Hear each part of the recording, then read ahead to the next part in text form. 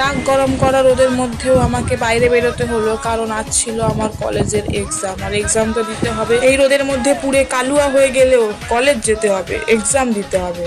It's very important. আমাদের কলেজে কিছু থাক আর নাই থাক, সুন্দর একটা পুকুর আছে, আর ওই পুকুরের সাইড দিয়ে মিষ্টি ঠান্ডা বাতাস আছে। যেহেতু আমার প্র্যাকটিক্যাল এক্সাম ছিল, সেই জন্য রুমের মধ্যে পৌঁছে আগে বন্ধুদের সঙ্গে খাতাগুলোকে মিলাচ্ছিলাম যে ঠিকঠাক লিখেছি কিনা।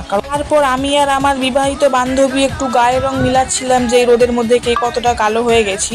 তো দেখলাম আমি একটু ফর্সা আছি, বান্ধবী একটু বেশি কালো হয়ে গেছে, বলা যাবে না। এক্সামের জন্য কিছুটা সময় বাকি ছিল, তাই জন্য চলে গেছিলাম ক্যান্টিনে ঠান্ডা ঠান্ডা জল নেওয়ার জন্য। এক্সামের শেষে চলে গেছিলাম আমাদের সায়েন্স ল্যাবে, এবং সেখানে গিয়ে আমরা এইসব প্রাণীদের একটু হাতে নিয়ে দেখছিলাম। তোমরা যদি এই সামুদ্রিক প্রাণীগুলোকে চিনে থাকো তাহলে কমেন্ট করে জানি।